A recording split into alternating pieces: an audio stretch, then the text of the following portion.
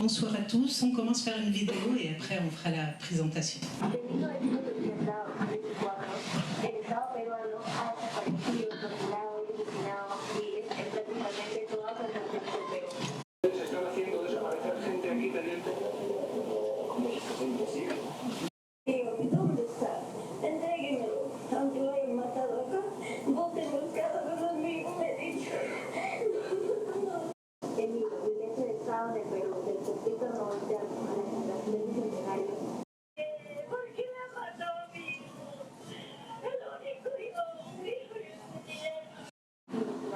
Académicos, demócratas y testimoniantes escriben sobre las diversas maneras en cómo el Estado ha perpetuado por más de 4 décadas un régimen sustentado en la violación de los derechos humanos.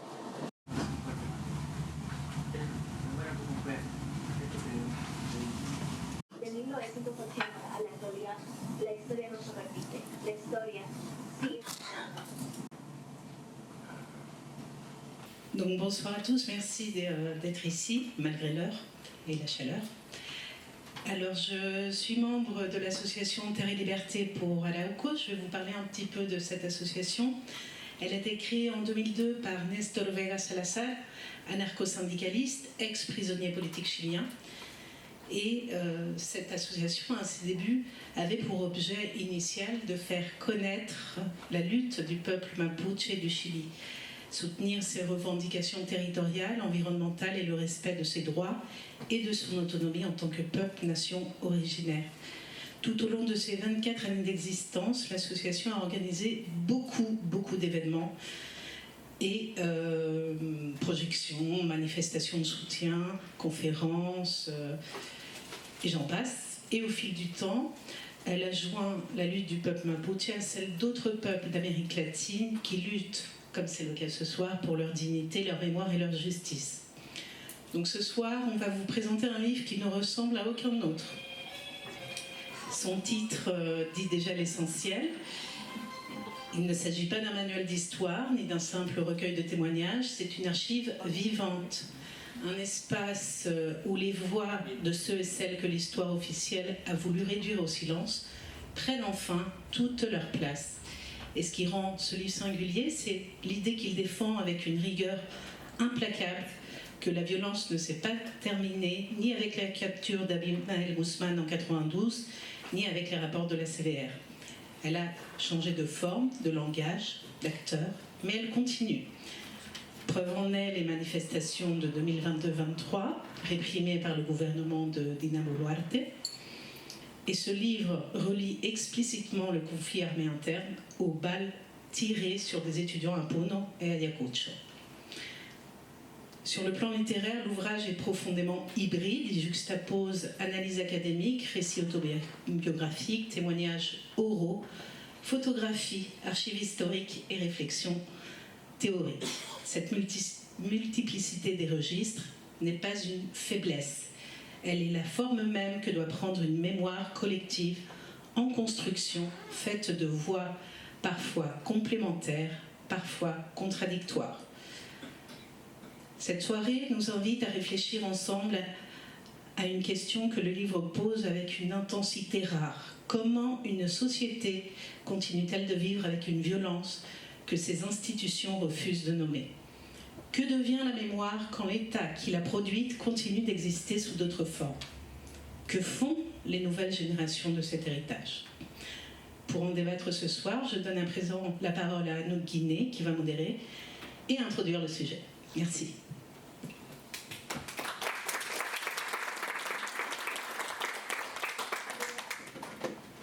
Bonsoir à toutes et tous. Nous sommes ravis de vous avoir avec nous ce soir. Merci beaucoup pour votre présence, pour partager ce moment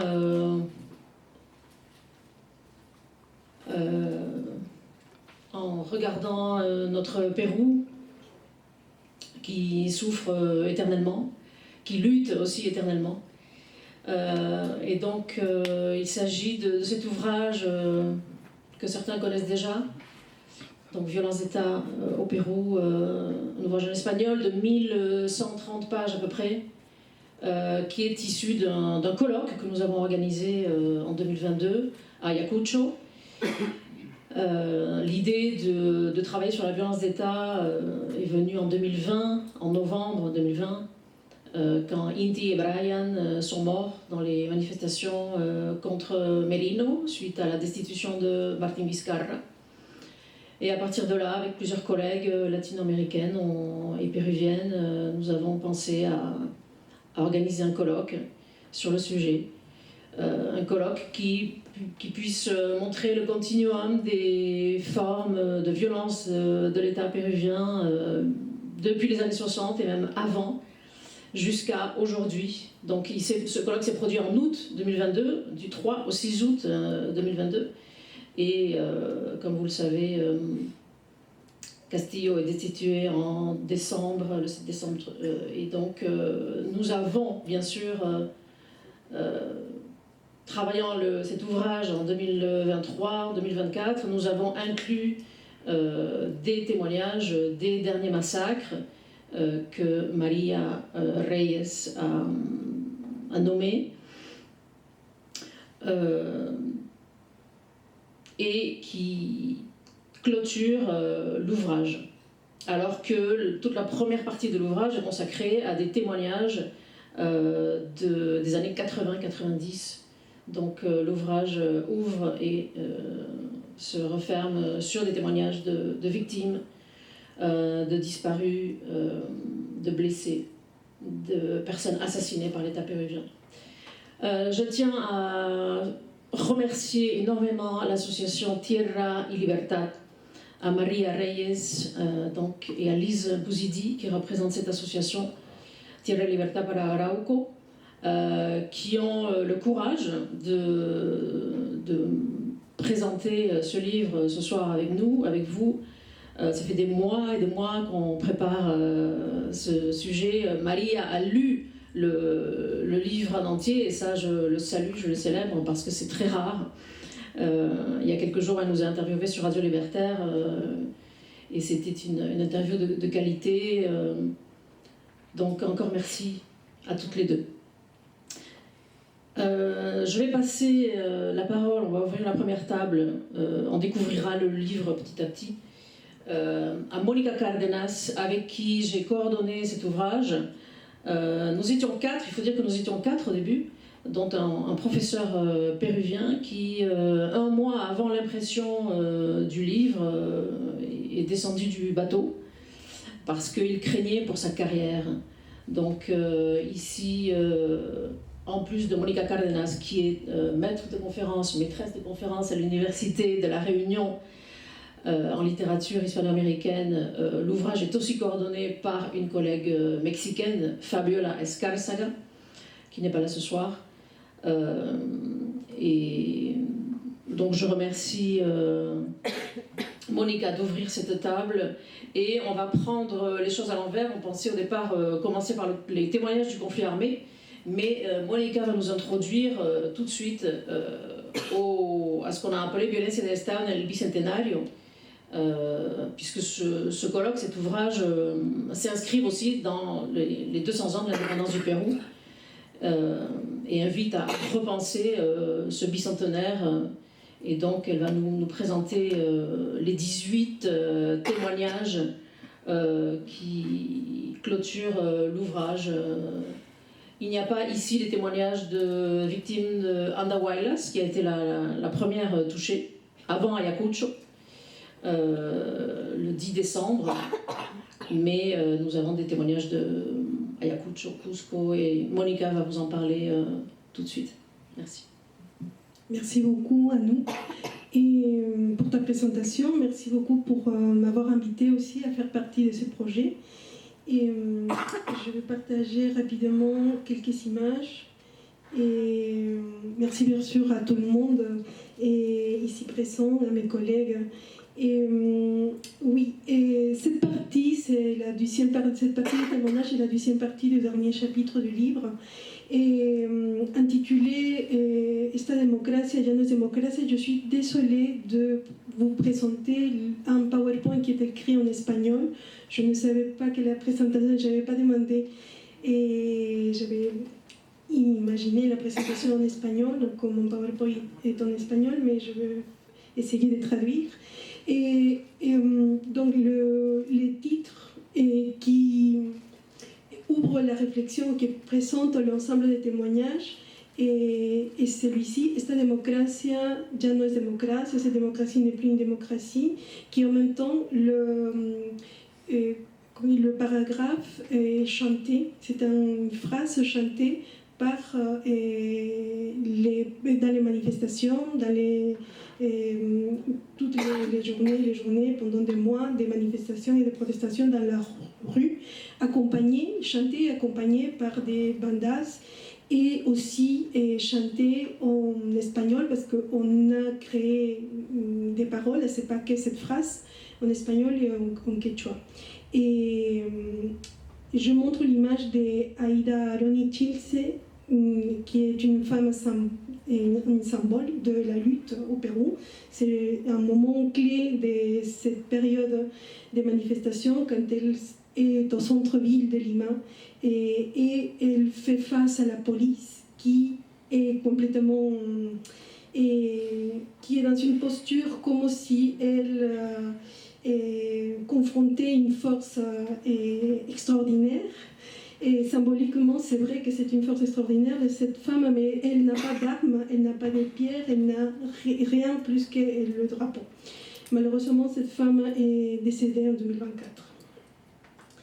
Et je vous montre rapidement, pour parler du témoignage, une chronologie qui a été déjà évoquée ici par Anouk.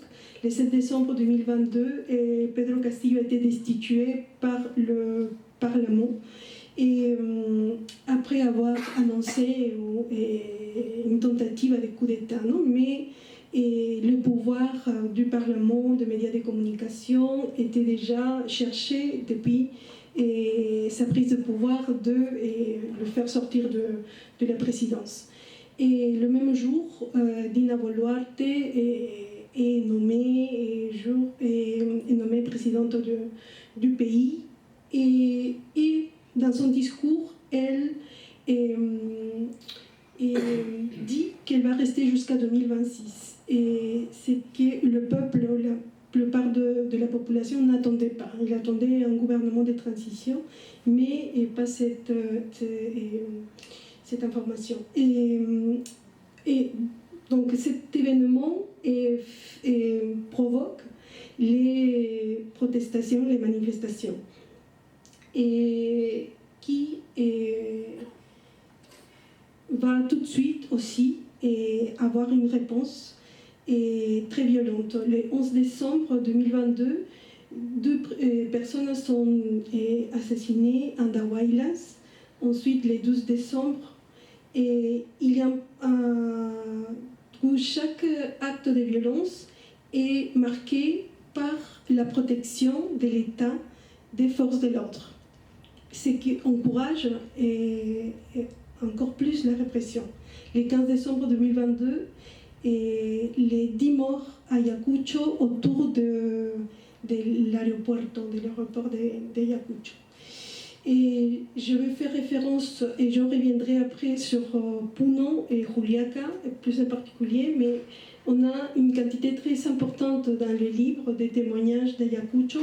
Par exemple, Eveli Geri Huicho, son témoignage s'intitule « Sobreviviente de la massacre del 15 de diciembre de 2022 ». Dans la plupart des cas, il s'agit le père, la sœur, de quelqu'un qui a été tué. Et les personnes qui ont été tuées n'ont pas participé directement des protestations et des manifestations. Et il y avait aussi des personnes qui regardaient ou des personnes qui se sont approchées pour aider les blessés, des personnes qui ont été appelées par des amis pour aider quelqu'un d'autre. Alex Rolia Avila Marapi, sobreviviente de la masacre del 15 de diciembre también. Un padre, Germán Sañudo Quispe, declara o testimonia sobre el asesinato de su hijo, José Sañudo.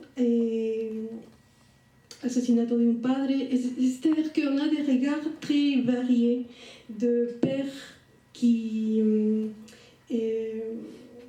témoignent de la perte d'un fils et le contraire également.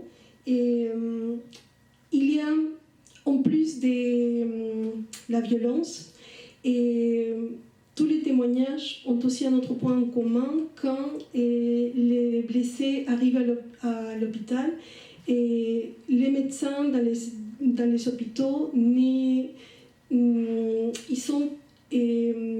ne sont pas ouverts, ni ils montrent plutôt une attitude complice, on peut dire, avec les forces de l'ordre, et la famille se sent aussi agressée par les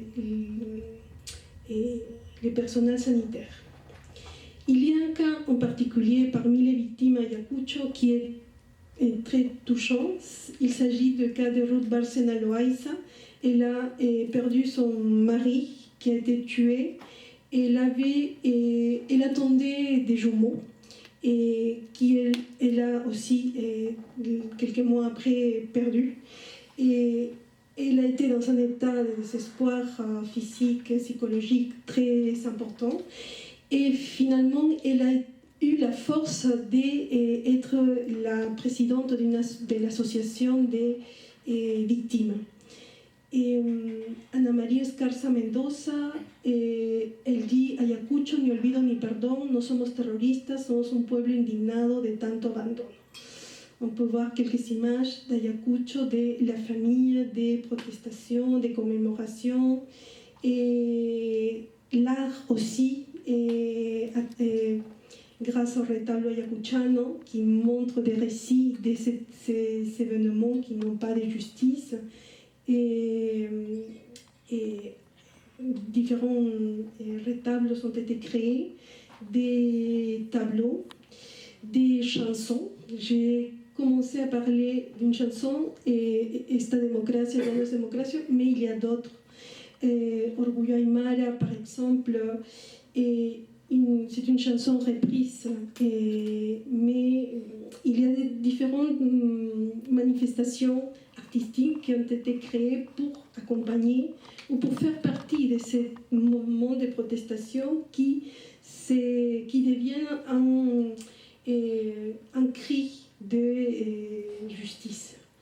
Et ça, c'est une image à Puno, donc je finis, je sais qu'on a très peu de temps. Et dans le 9 janvier 2023, il s'est produit l'assassinat Juliaca de 17 personnes. Et nous savons aussi dans les livres recueillis des témoignages des personnes à Juliaca et à Puno, mais surtout des personnes qui se sont engagées après ces événements pour venir à Lima manifester. Et je veux j'aimerais bien parler rapidement de la rencontre entre ces femmes, surtout, qui ont fait les voyages pour continuer les manifestations, en se disant peut-être que si on reste manifester ici, personne ne nous entend. Parce que Dina Boluarte avait dit « Puno no es el Perú ». Non, personne ne nous entend ici, il faut aller manifester à Lima. Et ils se sont déplacés.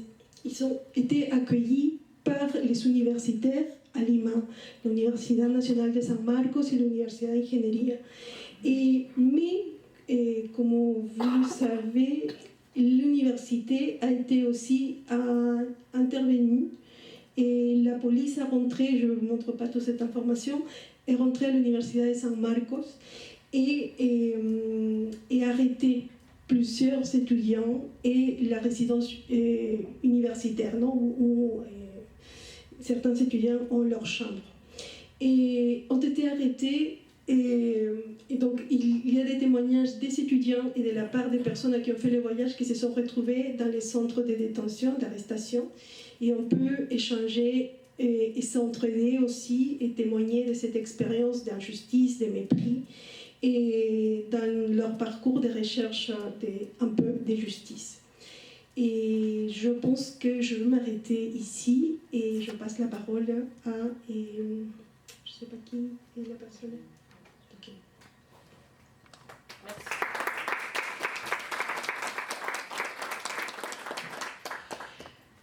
Merci Monica. Et donc il s'agit de 18 témoignages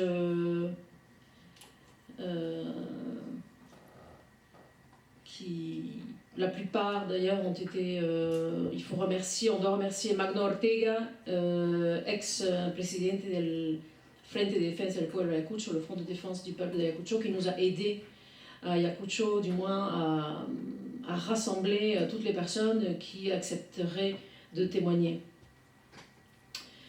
Ça a été aussi tout un processus d'aller chercher les personnes, les dirigeants, les étudiants qui à chaud pratiquement, nous ont donné leur témoignage. Et on doit aussi remercier énormément la maison d'édition, dont on n'a pas encore parlé, el Fondo Editorial del Instituto para la Investigación Social del Perú. Et, donc, édition totalement engagée dont les membres sont aussi allés à la rencontre des personnes qu'on a interviewées pour les témoignages du dernier chapitre du livre. On va maintenant passer la parole à Sergio Palencia. Et je suis d'ailleurs assez émue parce que tous les quatre, ici présents, et Mathilde Salaoun qui prendra la parole dans la deuxième table, nous avons tous les 5 participé au colloque en 2022, soit à distance, soit en présentiel. Mais Sergio Palencia, donc, qui est anthropologue guatémaltèque, qui enseigne à William & Mary aux États-Unis, est venu à Ayacucho. Il faut dire que nous avons ouvert tout un axe de travail latino-américain, c'est-à-dire que nous voulions absolument que l'expérience péruvienne dialogue avec les expériences de répression dans la région latino-américaine. Et donc, nous avons tout un public latino-américain qui est venu au colloque d'Ayacucho, ce qui d'ailleurs nous a permis de visibiliser les témoignages, notamment des femmes, des mères de ANFACEP, l'Association nationale de séquestrés et de détenus disparus du Pérou, ANFACEP, avec qui mon université avait passé une convention pour ce colloque. Et donc, ce sont bien sûr des témoignages connus à Ayacucho, mais la présence latino-américaine, on a eu une convergence internationale à Ayacucho qui a fait que nous avons visibilisé les témoignages au niveau local. Et nous avons aussi appris des expériences latino-américaines comme celle que Sergio Palencia a partagée lors du colloque. Sergio a participé avec un texte dans le chapitre 6 qui s'intitule « Au-delà de la dichotomie victime-victimaire, victime-bourreau ». Et donc, je vais lui laisser présenter, il s'agit de 8 chapitres. Donc, on va tenter ça en 10 minutes. Merci à Sergio. Bonsoir à tous, vous m'écoutez bien? Oui. Merci. Bon, et d'abord, j'aimerais dire 3 remerciements. Et Anouk, merci beaucoup pour m'inviter à participer dans ce livre-là, aussi pour présenter, pour donner mes commentaires au sujet de ce livre-là. Et je ne suis pas péruvien, et je suis guatémaltèque, et j'aimerais donner ma perspective de l'expérience guatémaltèque, de l'expérience de l'Amérique centrale. Mais en même temps, j'ai un rapport très fort avec le Pérou. Pourquoi? Parce que mon épouse elle est péruvienne et mon fils il est péruvien guatémaltèque. Alors je voulais créer des réseaux, créer des liens entre les différents peuples à travers mon expérience charnelle, on pourrait le dire, n'est-ce pas? Bon, et dans ce cas-là, oui. Dans mes commentaires, je me représenter en tant qu'anthropologue guatémaltèque, et alors je me situe dans une région de l'Amérique latine. Parfois on parle de la mémoire de l'Amérique latine, mais qu'est-ce que l'Amérique latine quand on pense aux différentes régions de ce continent? Alors le Guatemala, le Pérou, le Chili sont des pays divers. Et dans le cas ici d'avoir ce dialogue entre le Pérou et le Guatemala, et comme on ne l'a pas. Alors comment on pourrait essayer à créer des liens dans ces régions-là, des liens de peuple.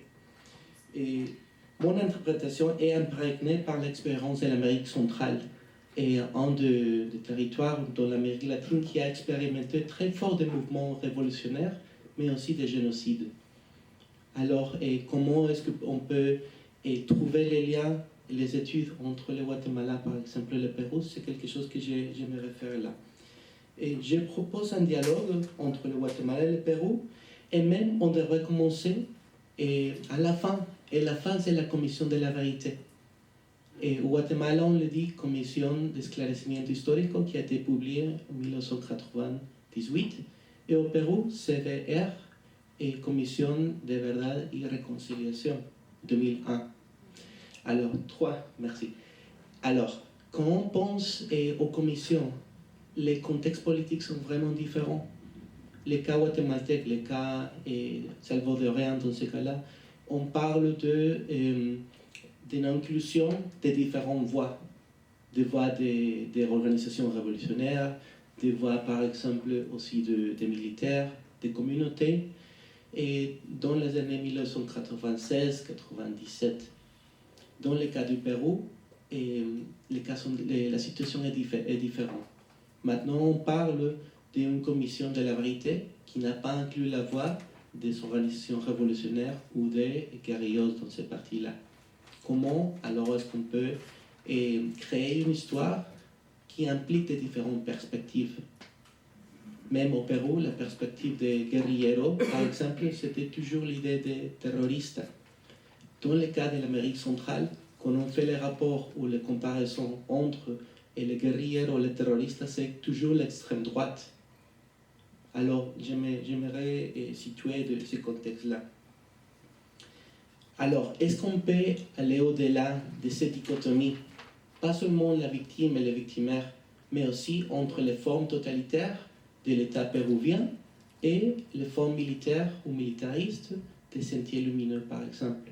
Est-ce qu'il y a une autre chose? Comment on peut trouver les voix des personnes? Et alors, je crois que les contributions de la 6e partie de ce livre-là, comme Anouk a bien dit, est composée de 8 chapitres, 120 pages, plus ou moins. Et je crois que la contribution, c'est de comment repenser les témoignages. Comment est-ce qu'on peut repenser et questionner la perspective officielle de la CVR, de l'État péruvien, et même créer un dialogue avec d'autres commissions de l'Amérique latine.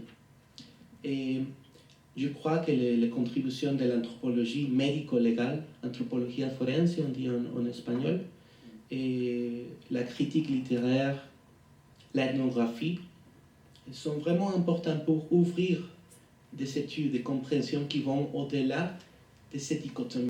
Quand on parle de la guerre, on ne parle pas de structure seulement, on parle d'être humain. Alors comment on peut créer une idée plus complexe de cette expérience humaine? Et je crois que c'est vraiment important de situer aussi les émotions et la mémoire dans ce cas-là. Et si vous me permettez, je crois que dans le cas péruvien, l'idée de la culpabilité est très forte quand on pense la mémoire. Il y a toujours cette idée de je vais énoncer la mémoire, mais en même temps je vais me défendre. Est-ce que toujours on a ce rapport entre la mémoire et quelque chose qui est différent? Est-ce qu'on peut créer une mémoire qui ne soit pas obligée à se sentir coupable en même temps? Et ce n'est pas accepter les crimes, mais c'est accepter les possibilités, les nuances de l'expérience humaine dans les révolutions, dans les mouvements et les guerres, dans ce cas-là. Et il y a aussi des différents rapprochements que j'ai vus entre la façon comment on parle de la mémoire, par exemple, au Guatemala ou dans le sud du Mexique, Chiapas, par exemple. Et j'aimerais dire que quand on parle de l'expérience de la guerre ou de l'expérience de la révolution, dans ces pays-là, on parle de peuples indigènes de leur culture, par exemple. J'ai vu dans ces 8 chapitres une tendance à nommer les populations quechua en tant que paysans, campesinos. Et ce n'est pas la même chose.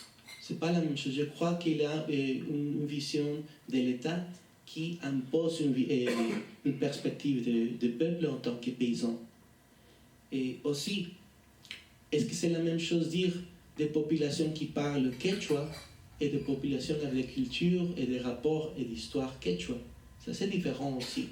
Alors, qu'est-ce qui se passe si on questionne ce rapport-là?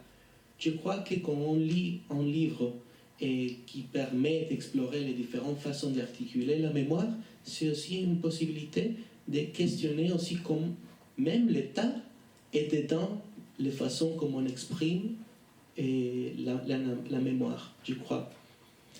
Et alors, j'aimerais finir avec cette réflexion.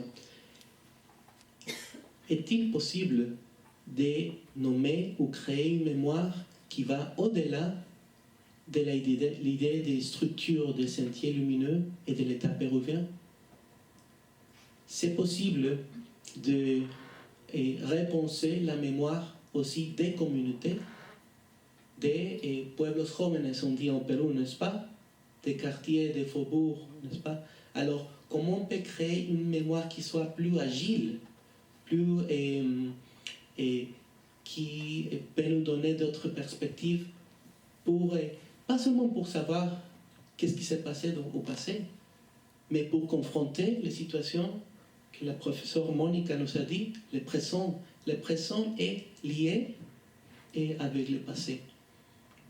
Alors comment ces moments-là de la vie au Pérou, ces forces conservatrices qui veulent instaurer la terreur aussi, et comment nous pouvons confronter et aller au-delà de la perspective qu'impose la culpabilité. Et c'est aussi, et moi j'aimerais bien parler, par exemple, des communautés indigènes mayas, au Chiapas, au Guatemala, et le besoin de parler et d'inclure la joie, la dignité, pas seulement le sentiment d'être culpable. Comment est-ce qu'on peut penser la mémoire en tant que fait aussi? Je crois qu'il faut penser aussi et ouvrir l'espace de la mémoire. Et vous, au Pérou, vous avez des mouvements d'histoire qui est vraiment admirable. Quand on lit les livres de José María Arguedas, par exemple, on sent que quelque chose parcourt la terre. On sent que quelque chose est dedans les pierres de Cusco.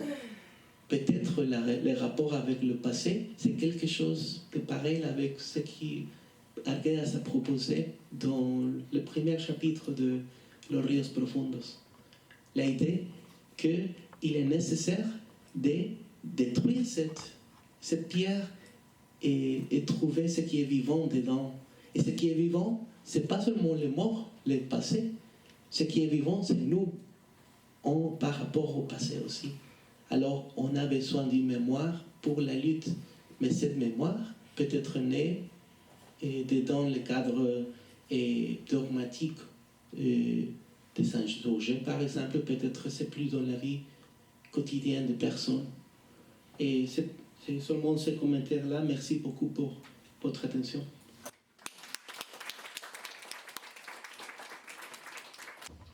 Merci Sergio, ça fait du bien de t'entendre, de t'écouter.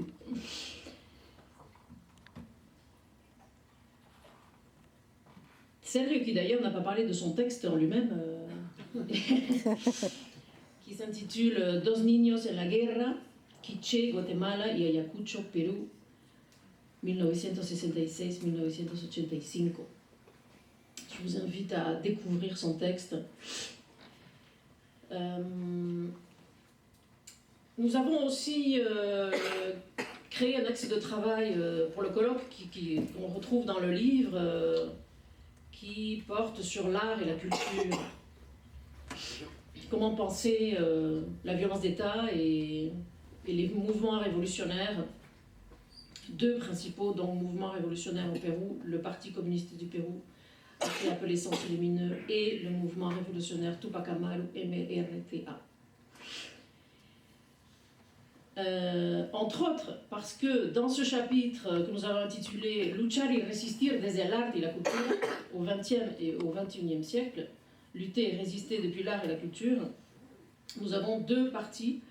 L'une qui traite de musique, de théâtre, de danse, de photographie, de cinéma, d'art plastique entre 1982 et 1991, et une deuxième partie à ce grand chapitre consacrée à la littérature, dont Mathilde Salorni, ici présente, nous parlera dans un instant. Pour l'heure, c'est Guillermo Ruiz qui va prendre la parole. Donc ce chapitre, par exemple, recueille le témoignage d'un rockero ayacuchano et son expérience de la répression d'État et des groupes subversifs à Ayacucho en 1997-2003. Nous avons aussi un article sur los retablos ayacuchanos, c'est la violence politique représentée dans les retablos ayacuchanos entre 1980 et 2024. Pour ne donner que quelques exemples, on a aussi un chapitre sur Mate Burilado et la représentation du conflit armé dans le Mate Burilado à Huancayo, ou Las mujeres alzadas en armas et leur représentation dans les reproductions audiovisuelles péruviennes au cinéma.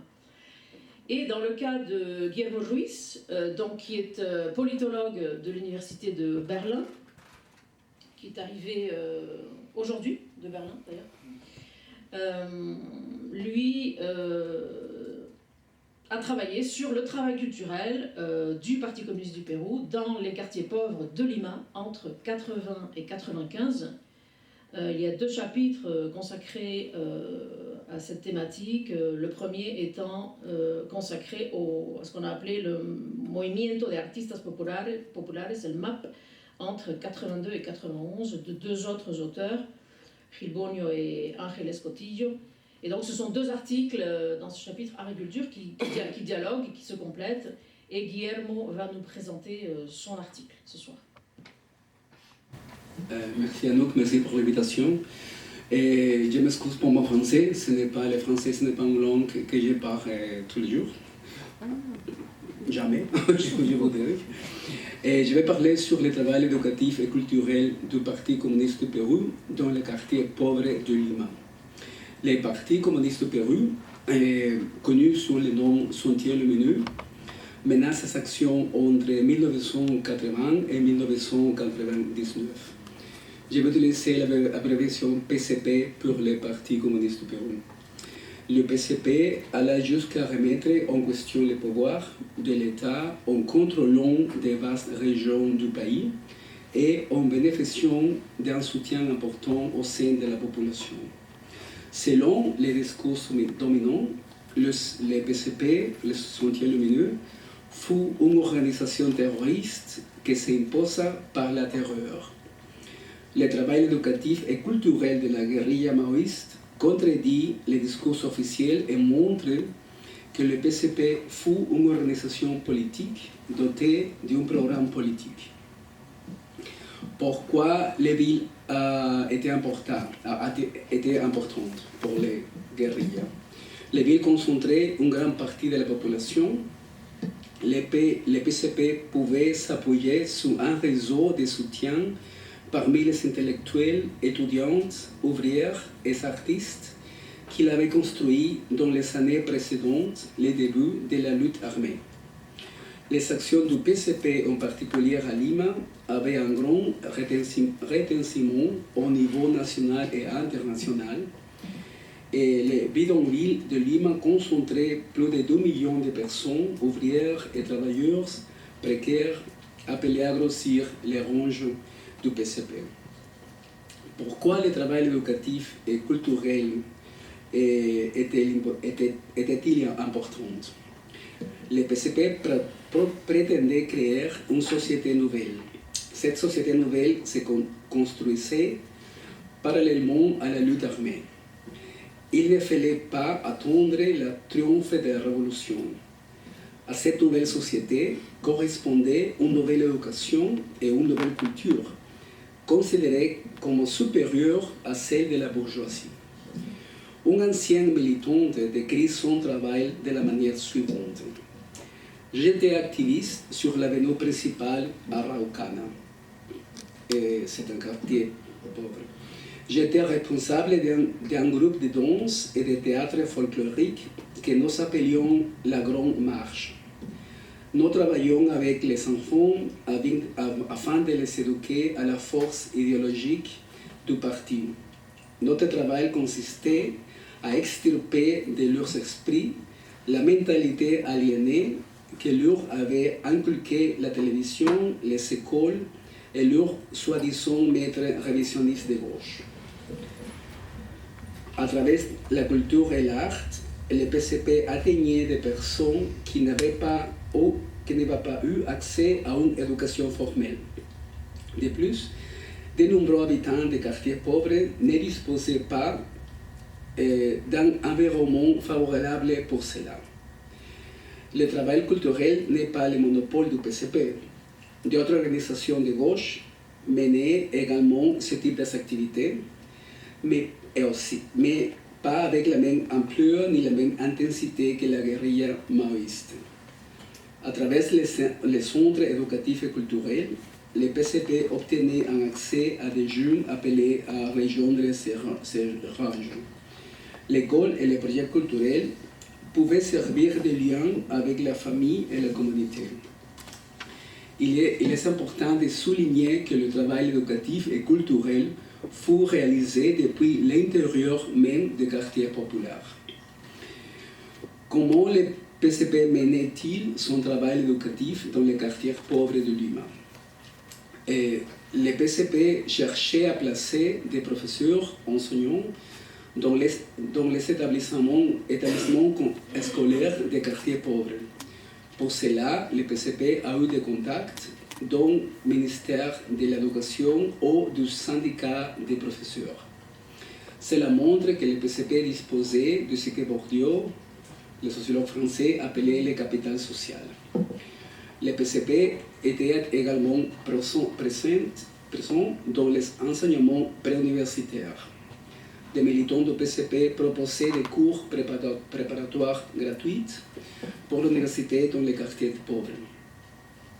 Sur le travail du PCP dans le secteur culturel, les PCP ou des groupes proches de celui-ci formaient des groupes de théâtre, de musique et de danse qui se produisaient dans les quartiers, syndicats, universités et écoles.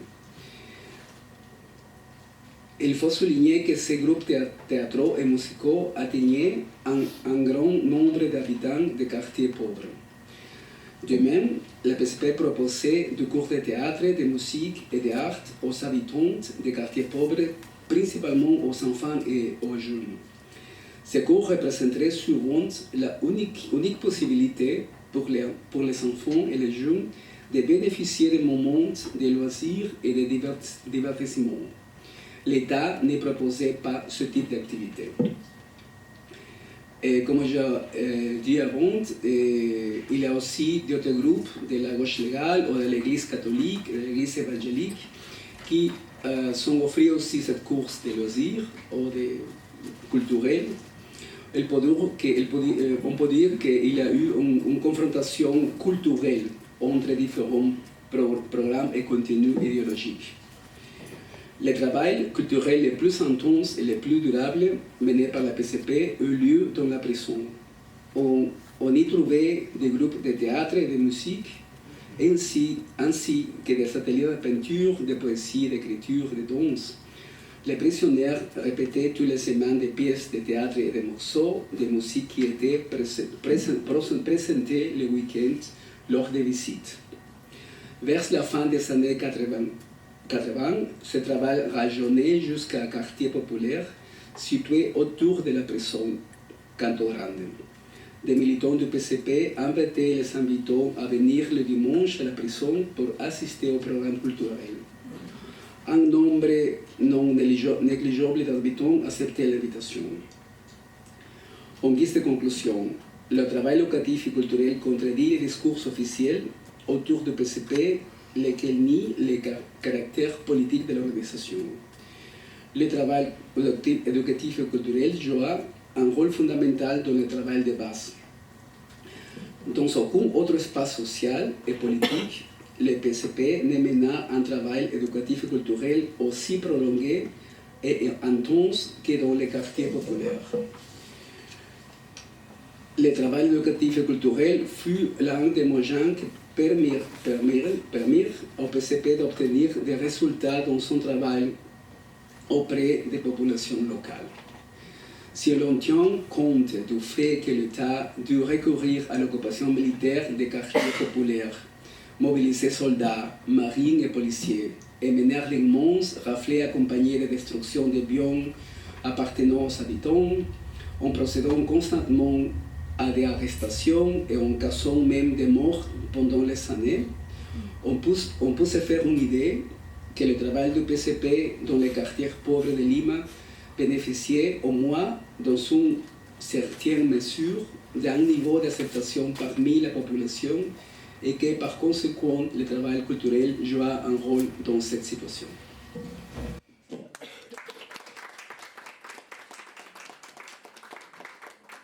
Merci beaucoup Guillermo. Nous allons à présent passer au deuxième panel avec Mathilde Salaoun, Margarita Lou et Marconi González.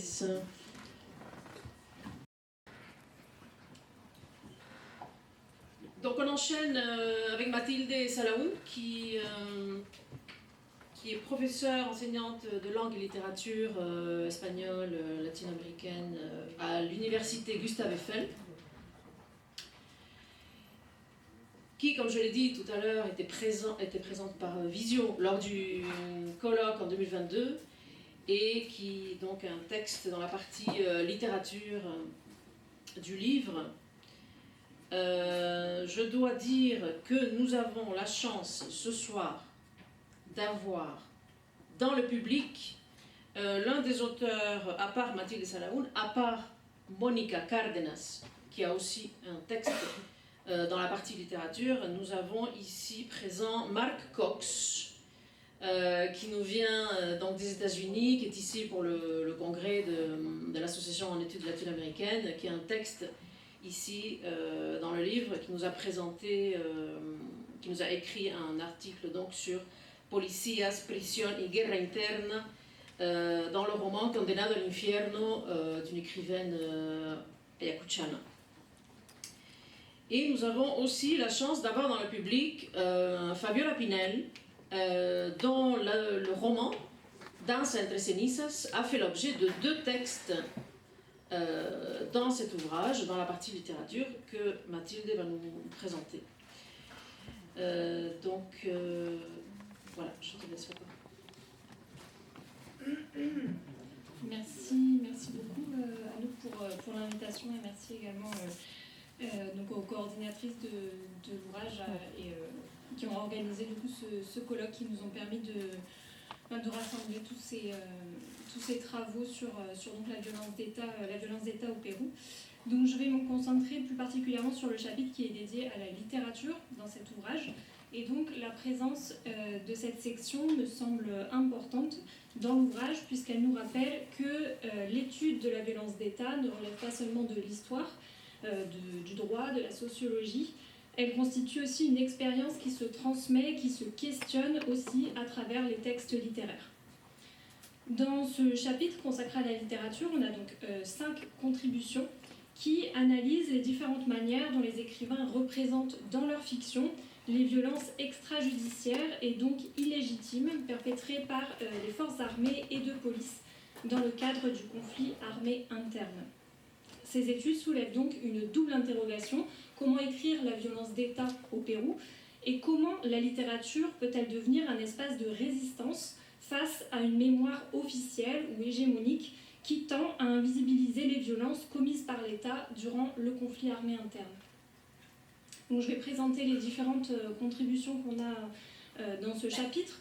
Donc, la première contribution, c'est celle que j'avais écrite, et moi je me suis intéressée à la représentation et à la dénonciation de la violence d'État dans la littérature andine en particulier, à travers l'étude de 2 œuvres, ces 2 nouvelles. La première, c'est Harta Cerveza y Harta Bala, d'un auteur de Cusco qui s'appelle Luis Nieto de Gregori, et la seconde, c'est une nouvelle qui s'intitule En la calle Espaderos, du journaliste Nilo Espinosa Aro. Dans la première, donc Harta Cerveza y Harta Bala, Luis Nieto de Gregori met en scène la torture d'un étudiant par les Sinchis, qui étaient donc les forces spéciales de la Guardia Civile, alors même qu'aucun lien avec le Sentier Lumineux n'avait été établi. Le récit montre donc la fabrication arbitraire de preuves par la police, mais aussi la banalisation de la violence extrajudiciaire. L'auteur fait également référence à un cas qui a été documenté par la Commission de la vérité et de la réconciliation, celui de l'exécution extrajudiciaire de militants sentieristes à l'hôpital d'Ayacucho le lendemain de l'attaque de la prison en 1982 par le Sentier Lumineux. Les agents de l'État apparaissent donc dans ce texte comme des figures qui sont déshumanisées, réduites à une logique d'obéissance et de violence mécanique. En fait, l'auteur représente les forces armées ou les forces de police comme des super vilains, des super villanos, des comics états-uniens par exemple. J'analyse donc également une seconde nouvelle, La Calle Espaderos de Nilo Espinosa Aro, qui est centrée sur la disparition d'un journaliste. Ce journaliste c'était Jaime Ayala, correspondant il me semble de la República de mémoire, qui est entré dans la caserne de la marine à Huanta en août 1984 et qui n'en est jamais ressorti. Et donc dans ce texte, l'auteur va adopter le point de vue de son épouse et il en fait finalement le témoin direct, le témoin oculaire de son enlèvement. Et donc, de ce point de vue-là, il conteste la version officielle des faits selon laquelle le journaliste n'est jamais entré, n'a jamais été séquestré, n'a jamais disparu, n'a jamais été assassiné. Donc il y a vraiment une prise de parti ici de la part de l'auteur. Donc cette contribution, ma contribution dans cet ouvrage met en évidence le brouillage volontaire entre fiction et réalité qui est opéré par certains auteurs, c'est-à-dire qu'on retrouve certains éléments historiques réel, l'enlèvement, la mort de ce journaliste, mais le texte déplace la caserne de Huanta au cœur de Lima, derrière le palais du gouvernement, et donc ce déplacement il est symbolique. Il permet de symboliser le fait que la violence d'État, elle procédait directement du pouvoir politique. Je passe à la deuxième contribution, qui est celle qui est proposée par Mónica Cárdenas Moreno. Et donc cette contribution porte sur le roman El Año del Viento de Karina Pacheco, un roman qui a été publié en 2021. L'étude montre comment le roman construit une mémoire non hégémonique du conflit armé interne, mais cette fois-ci à travers une vision féminine. Comment les femmes font face aux violences et reconstruisent aussi la mémoire des violences d'État. La protagoniste, Nina, cherche à reconstituer deux pans occultés de son histoire familiale. D'abord le cas de sa grand-mère Bernarda. On lui a dit qu'elle était morte d'une crise cardiaque. Finalement, elle apprend qu'elle a été violée, assassinée, enterrée clandestinement par les forces de l'ordre à l'arrière chez elle. Et elle reconstitue aussi le pan de son histoire familiale, celui de sa cousine Barbara, ancienne militante sentieriste qui a été détenue, torturée, violée, qui s'est ensuite échappée et qui a ensuite sombré dans l'aliénation psychique. Donc Mónica Cárdenas Moreno met en évidence l'élaboration d'une mémoire féminine de la violence d'État qui est reconstruite depuis les corps et depuis les trajectoires des femmes. Cette question de la mémoire féminine traverse aussi les deux contributions suivantes qui sont consacrées au roman Danza entre cenizas de Fabiola Pinel, un roman qui est publié en 2022. Le roman suit deux personnages, deux jeunes femmes, Clara et Ñantica, deux jeunes femmes qui se rencontrent dans la prison de Castro Castro. Et donc l'œuvre interroge les mécanismes qui ont construit certaines jeunes femmes à rejoindre le Sentier Lumineux. Dans la troisième contribution, Silvia Alejandra Postigo Segovia insiste sur la dimension transgressive de ce roman. Le conflit armé interne est raconté depuis une perspective sentieriste et féminine, et donc la narratrice, la jeune femme, n'est plus seulement victime de la violence politique, elle devient aussi un sujet énonciateur. C'est elle qui raconte cette violence d'État, mais elle est aussi actrice de la violence du Sentier Lumineux.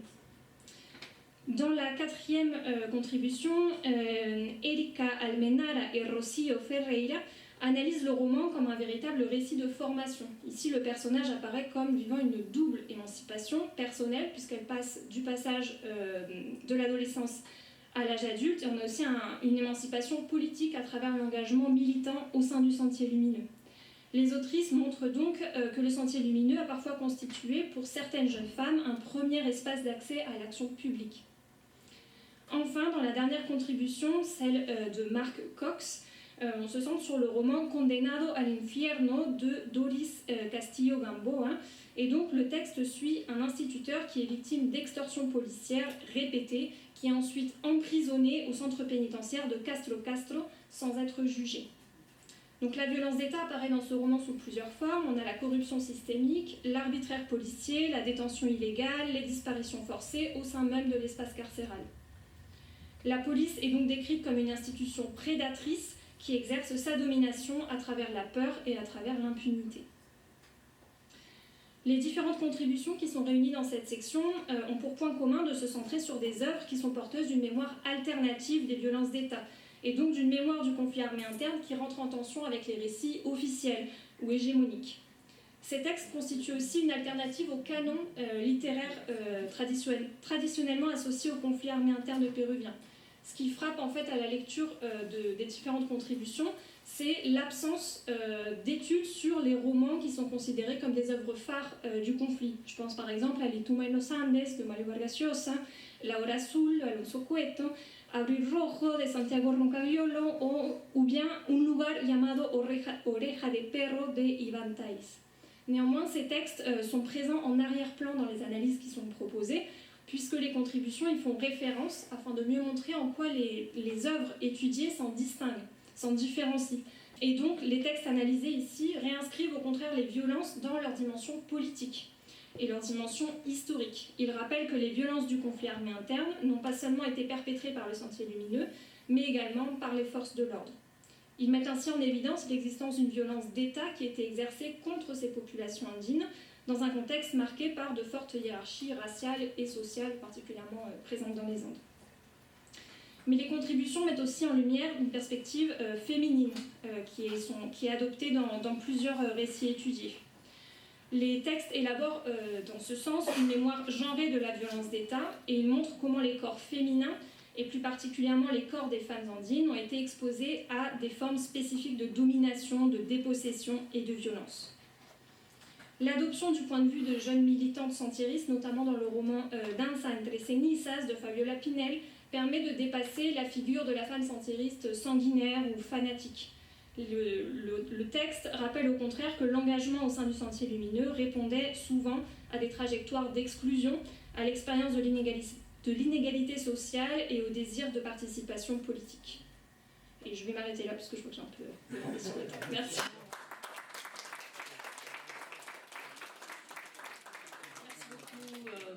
Mathilde. Je vais inviter Marconi González à venir s'asseoir près de nous.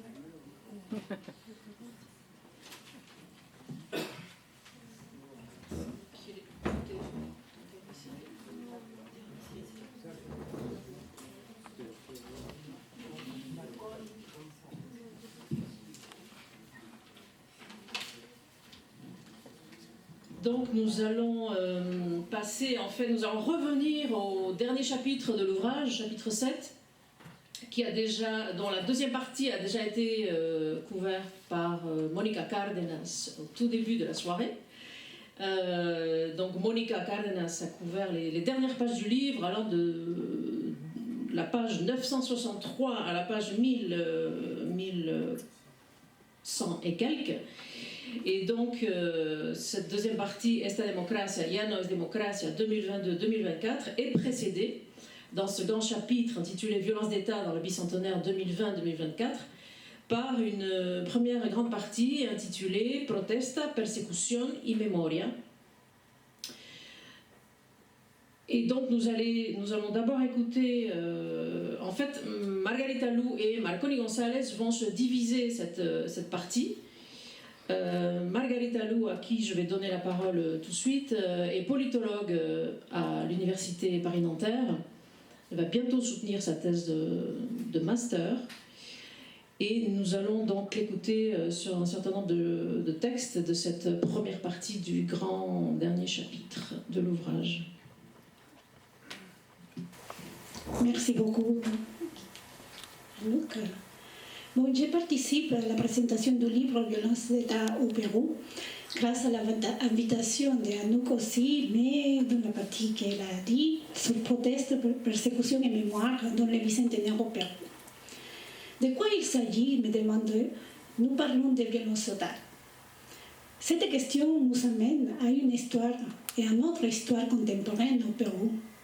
Une histoire de conflits sociaux qui est nécessairement de l'étudier avec une approche donc historique qu'économique et politique d'une analyse des classes sociales qui peut nous amener à des conclusions. Voici une historiographie du processus historique social au Pérou au cours des 10 000 dernières années. Dans les dernières 10 000 années. Mais pourquoi je dis ça exactement? C'est bizarre, non? C'est parce que justement cette analyse, je l'ai pris de Luis Guillermo Lumbreras dans son livre Pueblos y Culturas del Perú Antiguo, publié en 2019.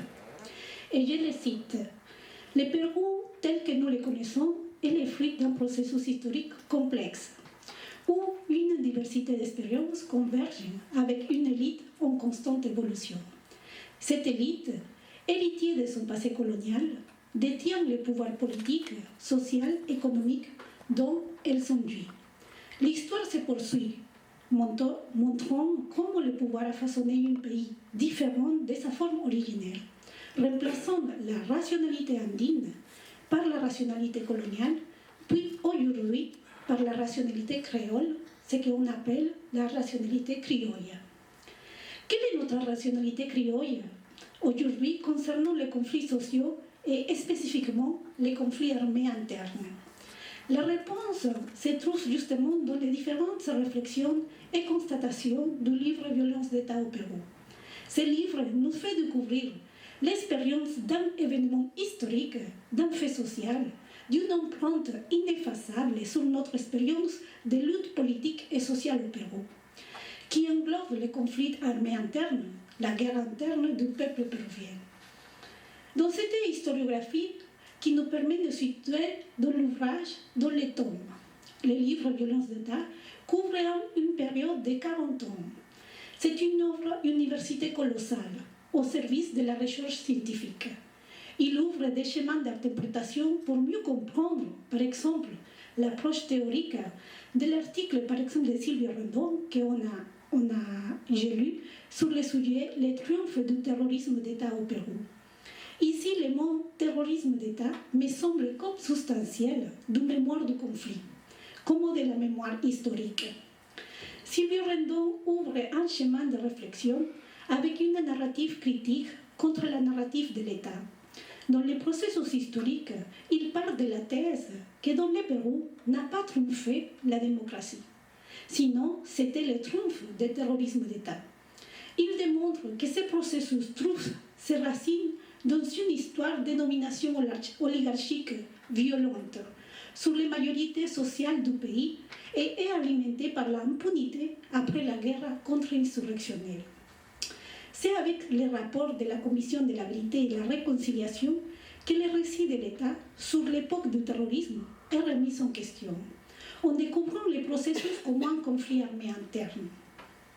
La société péruvienne se trouve soumise aujourd'hui au discours hégémonique de l'État, qui a bien ses racines de notre époque, de notre étape de Pérou républicaine, caractérisée par l'époque du militarisme et de l'oligarchie créole ou criolla que nous vivons aujourd'hui.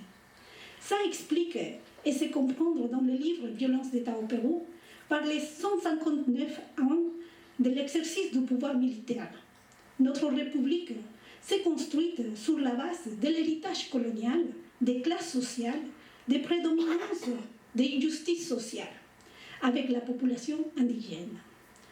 Nos relations sociales sont en conflit permanent avec les relations de pouvoir et encore maintenant est plus visible la rationalité nationale andine.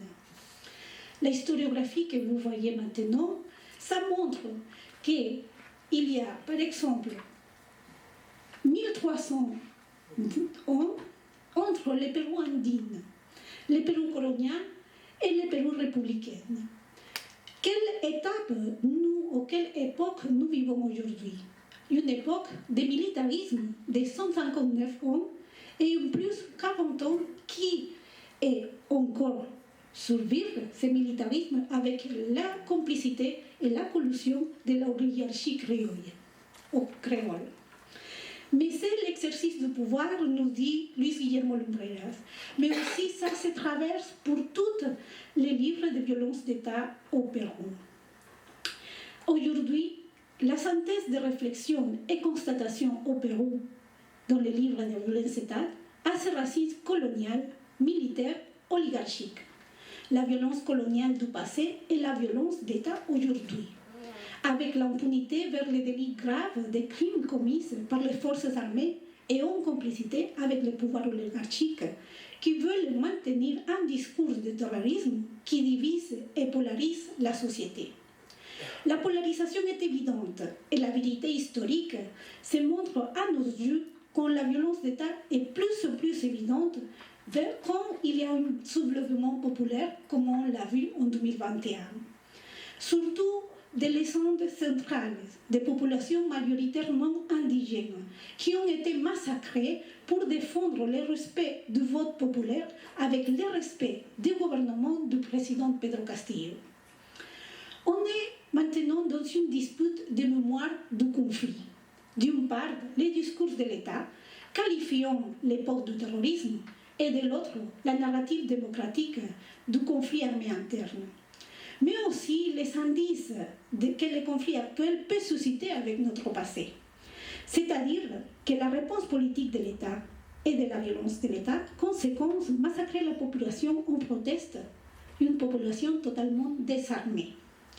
Une logique historique de toutes les rébellions de l'époque coloniale de massacrer à sang et au feu les populations indigènes. Maintenant, des études font visibiliser les crimes d'État qui encore restent en impunité.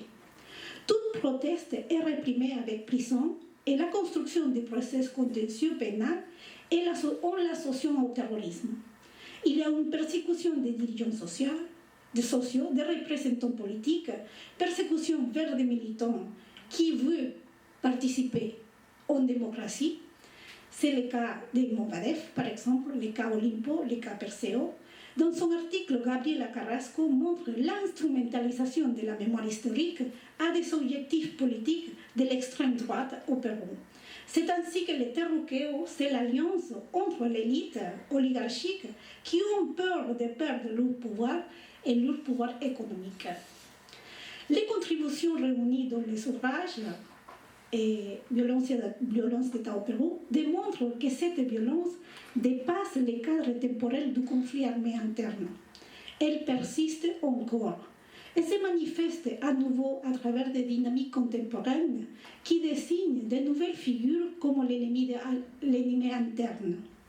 Cela se traduit notamment par la répression des mobilisations, comme l'année 2020, la judiciarisation des leaders sociaux, l'usage politique du terme de terrorisme, la persécution politique avec les impacts des médias, la montée des collectifs d'extrême droite et les débats liés au récit historique. Loin d'être des phénomènes inédits, déconnectés, ces enjeux s'inscrivent dans une dynamique continue de stigmatisation de la contestation sociale, amorcée depuis le début du XXe siècle. Dans ce cadre, cette intervention que j'ai analysée, c'est à l'occasion du bicentenaire, mais la permanence de certains discours, de certains mécanismes qui ont persisté et qui a favorisé l'émergence de nouvelles ennemis intérieurs, comme on se dit, le terrorisme urbain. Ce processus a ainsi restreint la légitimité des mouvements sociaux aujourd'hui, ouvrant la voie à des formes d'action étatique de plus en plus meurtrières. C'est-à-dire qu'on voit que des massacres, ils vont venir. L'État maintient une politique d'agression constante avec l'objectif de contenir l'expression sociale, politique de sa population à travers l'usage légal de la violence. Nous sommes maintenant en constant conflit Et ces constatations peuvent se voir aujourd'hui avec 95 conflits sociaux dans toutes les régions, dans tous les territoires au Pérou. Donc, les 44 conflits sociaux qu'aujourd'hui, c'est la typologie de l'exploitation minière et socio-environnementale. Je voudrais vous partager comment cet exercice du pouvoir s'est fait dans les 1992. Il y a du discours, le récit de Fujimori de l'époque de la dictature, du terrorisme. La narrative aussi qui a mené les PCP Sentiers Lumineux sur la guerre populaire. Et j'ai pris ces photos d'une revue qui est apparue en août 1992 dans la revue Debate et qui il a poussé les 10 Péruviens avec plus de pouvoir en 1982. Et cet exercice du pouvoir, il y a des pouvoirs sectoriels, c'est-à-dire l'oligarchie avec les empresarios, les militaires et aussi les technocrates, qui dit qu'en conclusion, c'est l'époque du terrorisme. Quelle est notre rationalité créole aujourd'hui? Je me suis demandé comment est-ce que nous réfléchissons concernant à l'époque que nous avons passée.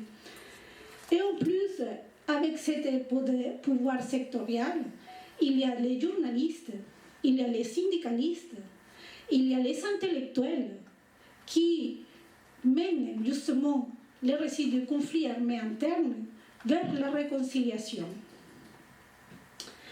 Et le fujimorisme et le terruqueo. À plus de 30 décades de le groupe armé, le PCP et le RTA, le terruqueo, il continue à s'appliquer. Les conflits armés internes restent maintenant une problématique pour l'État. Et il continue à dire que le terrorisme, il n'est pas vaincu, il continue, avec d'autres formes d'organisation. Terruco, c'est la connotation négative avec le but de déslégitimer aux membres de groupes subversifs et son utilisation a été entendue contre les opposants politiques du gouvernement en place. Et j'ai mis un circule qui met en accent à trois subversives avec des sangs indigènes. C'est-à-dire, il y a les visages, comment l'oligarchie voit vraiment, pas seulement les subversifs, sinon la population indigène. Ces critiques narratives, il y a une critique narrative du conflit dans les livres qui peut nous donner exactement des réflexions pour comprendre un discours de sécurité nationale, un discours humanitaire aussi, mais qui occulte le fait que la guerre contre l'État péruvien, initiée par les PCP Sentiers Lumineux, poursuivait des objectifs nettement politiques. Ainsi, les moyens de la guerre populaire sont présentés comme une fin en soi. Et ce qui déshumanise et nie, c'est la rationalité du sujet subversif. Quand on parle de Sentiers Lumineux, on parle de nombreux Péruviens dont l'engagement était plus ou moins marqué envers son programme révolutionnaire. On se demande l'auteur de l'article qui étaient les membres de Sentiers Lumineux. Et avec l'élection de Pedro Castillo, pourquoi je pense qui étaient les membres de Sentiers Lumineux, on peut dire que la gauche, la droite, a associé les mouvements de Movadef au mouvement des Sentiers Lumineux et aussi avec le visage de Pedro Castillo. Pedro Castillo a été accusé constamment avant sa candidature, pendant sa candidature et après, en tant que président, comme terroriste et comme une aile des Sentiers Lumineux. Pedro Castillo était détenu. Qu'est-ce qui s'est passé en ce moment-là? Des massacres, un conflit social qui s'est déclenché avec des pancartes dans lesquelles ils ont défendu les votes populaires du président qu'ils aussi avaient élu. L'histoire historiquement, ce qui nous montre, c'est que l'État péruvien a résolu les manifestations dans le pays par la répression plutôt que par la négation.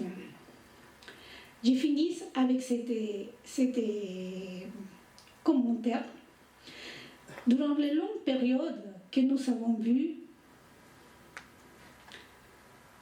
ici, durant de longues périodes, on a vu, allant de la ère des insurrections au Pérou, 1750, à nos jours, le mécontentement social s'est principalement manifesté par la violence et le déploiement des troupes pour étouffer les revendications de toute la population. Bon, j'ai fini ça et je vous invite à lire le livre, qu'il est un peu gros, mais bon, j'ai fini avec ça. Merci beaucoup.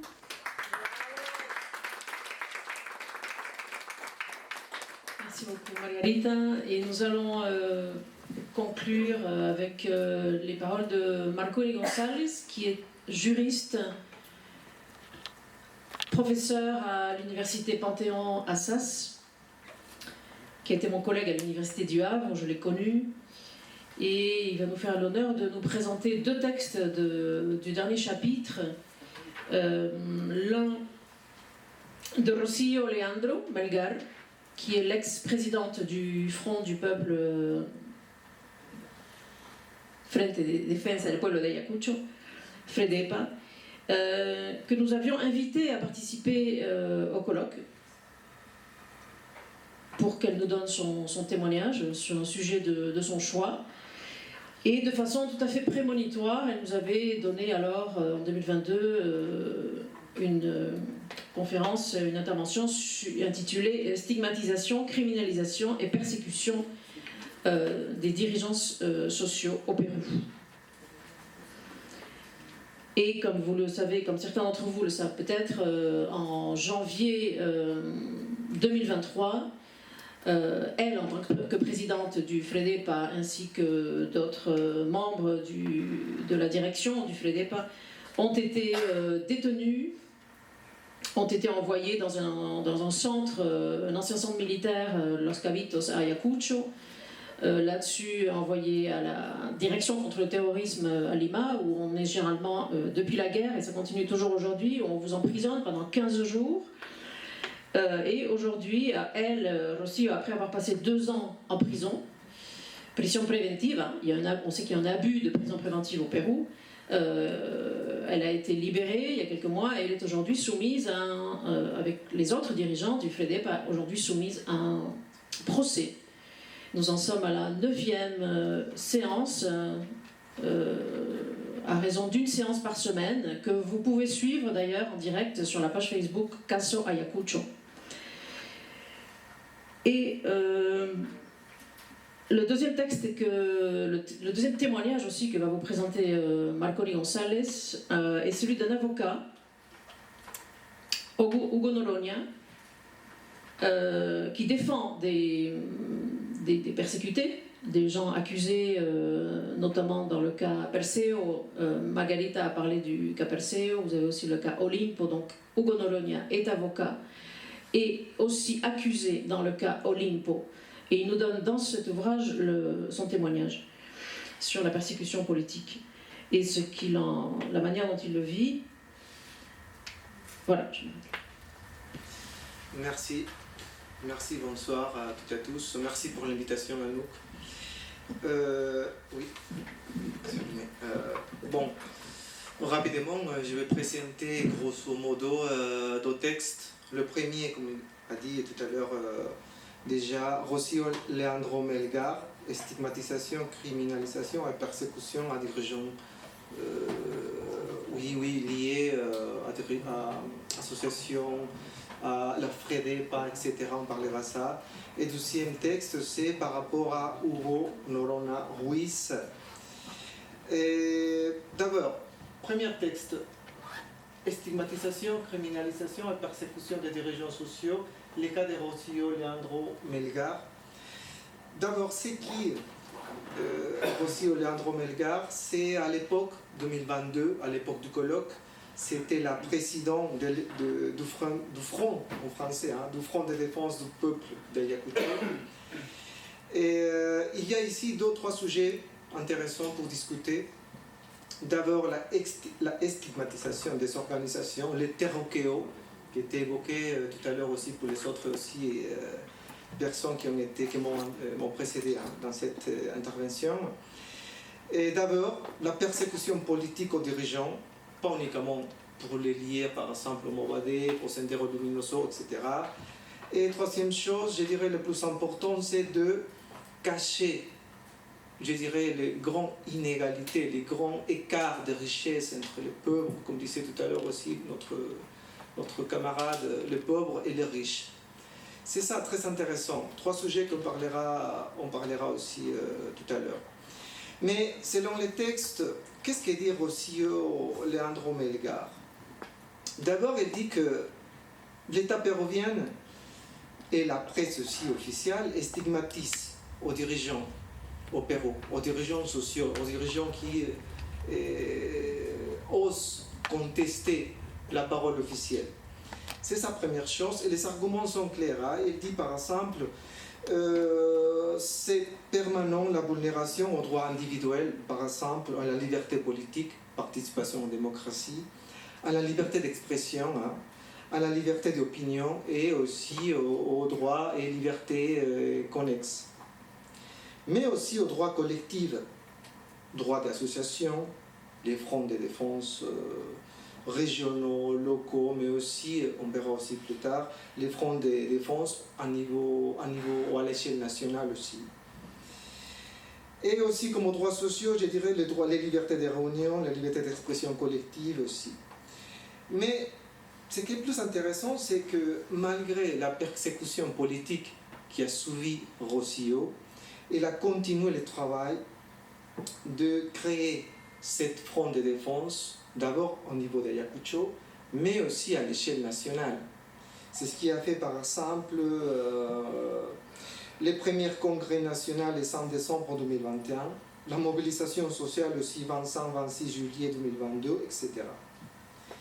Et finalement, d'abord je présente les faits, hein, finalement elle va donner quelques éclaircissements par rapport à ce rapprochement entre les FREDEPA, les fronts de défense d'Ayacucho, et les Movadef, parce qu'il y avait beaucoup de ça dans le rapport policier, mais aussi dans les rapports de procureur aussi de la République au Pérou.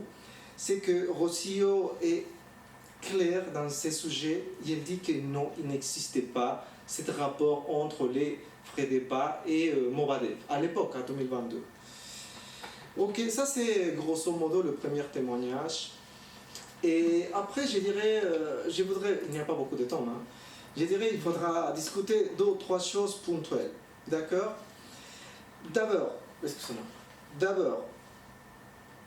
c'est quoi les fronts de défense d'Ayacucho? Pourquoi l'existence des fronts de défense d'Ayacucho? Pourquoi l'État veut aussi, obstaculiser le développement de la participation démocratique des citoyens qui s'organisent, etc. Je crois que c'est une discussion plus ample, plus théorique, parce que ce n'est pas l'État, ce n'est pas une association qui va supplanter, qui va en quelque sorte combattre l'État, parce que l'État, grosso modo, hein, depuis Raymond Carré de Malbert, on ne va pas entrer dans la théorie de l'État, mais depuis aussi Léon Duit, l'État aussi c'est la population. C'est-à-dire que ce n'est pas un combat des associations État, parce que l'État aussi, c'est le peuple, c'est l'association, c'est la communauté juridiquement organisée. Mais je pense que dans ces cas-là, Rocío, il veut dire quelque chose de très clair. C'est que l'État ne veut pas voir, comme je disais tout à l'heure, les inégalités que les fronts de défense à Ayacucho, à Cusco aussi, à Purimac, etc. relèvent. Ces revendications, je pense que c'est fondamental dans une société de dire à l'État, attention, nous, société civile, nous nous organisons et nous voulons dire quelque chose par rapport à ce qui se passe. D'accord? Il existe cet écart de richesse, il existe par exemple la pauvreté, la manque de l'État dans les zones rurales, etc. Et ça, c'est important. Je pense que la participation politique via ces associations, Front de défense, est fondamentale. Bon, ça c'est la première chose. Et deuxième chose, pour finaliser par rapport à ce premier texte, je dirais qu'on parlera surtout avec le deuxième texte, c'est ce rapprochement à Movadef. C'est fondamental d'analyser pourquoi aussi l'État fait ce rapprochement. Ce n'est pas par hasard, ce n'est pas un cadeau. Hein. Et je pense que l'État argumente, l'État construit toute une imaginaire, je dirais, par rapport à ce rapprochement, parce qu'il veut aussi créer des preuves pour incarcérer, emprisonner un dirigeant politique. C'est ça, c'est le terroqueo. T contre l'État péruvien, tout organisme via des associations, front de défense, etc. Alors, on va t'incarcérer, on va t'emprisonner, on va te persécuter, alors tu es un terroriste. Je pense que c'est le rapprochement, mais on parlera avec le deuxième témoignage, je pense, rapidement, pourquoi c'est Movadef, pourquoi cette diable, je dirais, organisation politique. 4 minutes, ok. Deuxième texte, c'est, bon, il n'y a pas beaucoup de temps, en tout cas, c'est les... Est-ce que vous pouvez, s'il vous plaît, ah oui, le suivant. C'est une image du colloque, vous allez le voir. Le deuxième texte, c'est le témoignage sur l'affaire Olimpo 2020 et la persécution politique de 2021. Ah ok. Et la persécution politique de l'État péruvien. C'est le texte de l'avocat Hugo Norona Ruiz. Et ici, grosso modo, dans 3-4 minutes, je présenterai d'abord ce qui est dit, ce qui était développé dans le texte, et après un peu aussi la critique à la fin. D'abord, grosso modo, quels sont les arguments de l'auteur? D'abord, il va dire que l'imputation pénale, c'est-à-dire la filiation à une organisation terroriste, n'existait pas dans les cas de Movadef. Deuxième chose, il va préciser, par exemple, que Movadef n'est pas une organisation, n'est pas les bras politiques de Sendero Luminoso ou de Sentier Lumino, comme vous voulez. Troisième chose, il va dire qu'il a été emprisonné, hein, parce qu'il était emprisonné, hein, c'était une prison préventive, 18 mois, sur la base des rapports policiers créés, grosso modo, sans aucun soutien matériel, objectif des autres preuves, etc. Il n'y a pas beaucoup de temps, franchement, parce qu'il y a pas mal de choses à dire sur ces documents. Mais, oui, désolé, mais je dirais que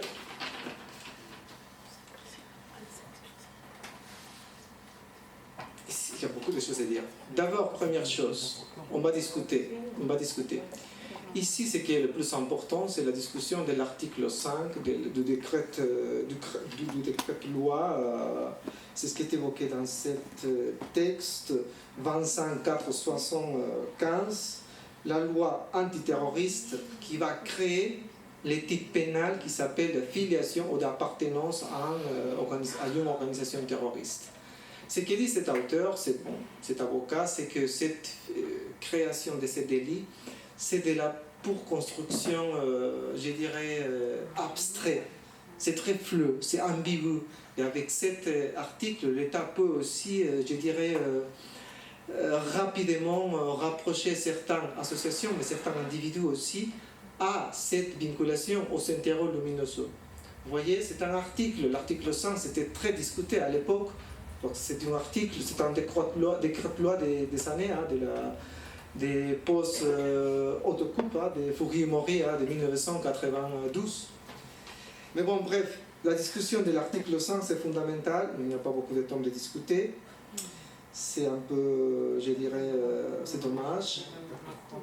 Deuxième chose, excusez-moi, 2 minutes? 2 minutes? Je ne sais pas. Et c'est dommage. Oui, c'est vrai. Et je vais aller à l'essentiel. Parce que sinon, je pense qu'ici, il faut voir clairement que les juges ont utilisé une théorie, ça s'appelle une théorie juridique, ont utilisé la démocratie militante. C'est-à-dire que les juges, il va échapper du cadre juridique, il va prendre une position politique. Cette théorie a été créée par Karl Lowenstein, c'est un Allemand, les années 1930-40. Et avec cette théorie, tous les juges pour sortir clairement de son rôle uniquement d'opérateur de justice et utiliser la justice, la loi, l'appareil judiciaire, etc., pour aussi protéger, même sin fondament, sin argument, les régimes politiques de la démocratie libérale. Okay? C'est ce qui a été fait dans ce cas-là, dans le cas Movadef. 2024, c'était la résolution finale de Perseo, où le juge a dit qu'il existe cette liaison entre Movadef et Sentier Lumino, parce qu'il y avait par exemple des témoignages de propre Abimael Guzman, de tous les dirigeants, etc., des rapports policiers, etc. Mais il n'y avait pas de preuves matérielles qui vont soutenir tous ces arguments, d'accord, du ministère public et des juges. Ok? Merci. Donc nous allons vous écouter vos commentaires, vos questions. C'est Maria qui va diriger cette partie. Alors, autant vous dire que les places sont chères, donc il va falloir vous battre. On va se limiter à 2, hein. Donc la première et la deuxième.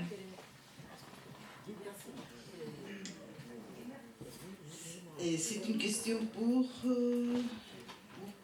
Monsieur Guillermo Ruiz. Si pudieran pasar a la mesa Sergio Palencia, Guillermo Ruiz, por favor. Mónica está aquí. ¿Cómo está? Tú también. Pour une autre personne aussi. Mais voilà. Quelle différence vous faites entre... Non, en español. ¿Qué diferencia hace usted o cuál mirada tiene usted entre las guerrillas, las guerrillas de los años 50-60, de, ¿cómo se llama? Lobatón, de la Puente Uceda, y también hubo Javier Herró? ¿Qué diferencias hay entre esos guerrilleros y los de Sendero Luminoso, los guerrilleros maoístas de Sendero Luminoso? ¿Cuál es lo esencial de esas diferencias? Porque hubo guerrilleros antes de la... Bueno, esa es la pregunta. Bueno, más que hablar de personas, yo hablaría de programas, ¿no? O sea, las guerrillas de los años 60 en el Perú, ¿no? El MIR, ¿no? El ELN, tenían un programa foquista, ¿no? Como en Cuba, como en Centroamérica, ¿no? Que pretendían crear focos de revolucionarios, y Sendero Luminoso lo que pretendía hacer era un trabajo de base campesinado y en el sector obrero. Y la diferencia es que esos focos de revolución de las guerrillas clásicas de los 60 y también parecido al MRTA, que se encuentra en esa línea de política, era esperar que la población se levante, ¿no? Como pasó en Nicaragua y en Cuba, ¿no? Pero la diferencia es que Sendero Luminoso hacía un trabajo de base mucho más intenso y más amplio que estas guerrillas clásicas de orientación centroamericana, ¿no? Ya, y sobre la violencia, el tipo de violencia, porque la violencia de la guerrilla fue hacia la guerrilla de los años 50-60, fue contra los grupos armados, los militares. En cambio, fue muy diferente con Sendero, que se sí, pero no solamente con Sendero, ¿no? Porque claro. en la guerra de Vietnam, por ejemplo, fue exactamente lo mismo. O sea, también la guerra vietnamita tenía confrontaciones militares, bélicas, con campesinos que apoyaban al régimen militar. La Unión Soviética fue exactamente lo mismo. O sea, el ejército rojo combatía a campesinos también que apoyaban al ejército blanco. O sea, no es una especificidad. Y una cosa que quería remarcar aquí, a mí me sorprende que el Perú, cuando se habla de las guerrillas, es el único país donde la izquierda liberal o la izquierda moderada, ¿no? Te ruquea. Es el único país, yo no conozco ni en Europa ni en América Latina, donde la izquierda, o sea, en Alemania sería inconcebible que una persona que se considera de izquierda diga, son terroristas, inconcebible. O sea, en Chile tampoco, en Argentina tampoco, y sobre todo muy centrado en Lima también. Es algo que no se encuentra tanto en las provincias. En la sierra no se encuentra en esa dimensión. Segunda y última. Bueno, muchísimas gracias. Yo soy mexicana y quiero hacer una pregunta a todos ustedes, a la sala, a la sociedad, al mundo entero, desde aquí, desde París. Y me voy a poner de pie por las comunidades afrodescendientes. He escuchado mucho el análisis y en la mayoría de sus intervenciones se habla de los pueblos originarios, de los indígenas, de la persecución, de las políticas de violencia, pero no sé por qué no hay un apartado particular por la violencia que han vivido los esclavos que llegaron a nuestro continente secuestrados de una manera terrible y violenta. Y cierro diciendo, hay que hacer un llamado a nuestros países, hay que hacer un lazo, hay que hacer tender, saber cómo son, cómo fue, cómo lo vivieron y cómo ese dolor, esa pena, esa desolación hoy los hace vivir en nuestra tierra después de esta terrible y horrible historia.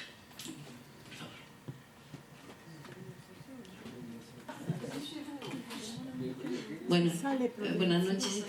Solamente para preguntarles con respecto a las guerrillas de Sendero Luminoso.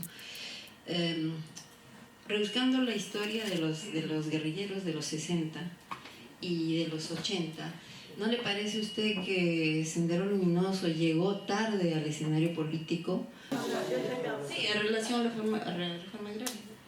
Y también a la constitución política. Sí, muchas gracias. Creo que podemos seguir hablando afuera.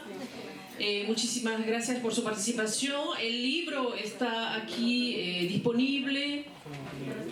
Nuevamente, muchísimas gracias a todos y todas. Gracias.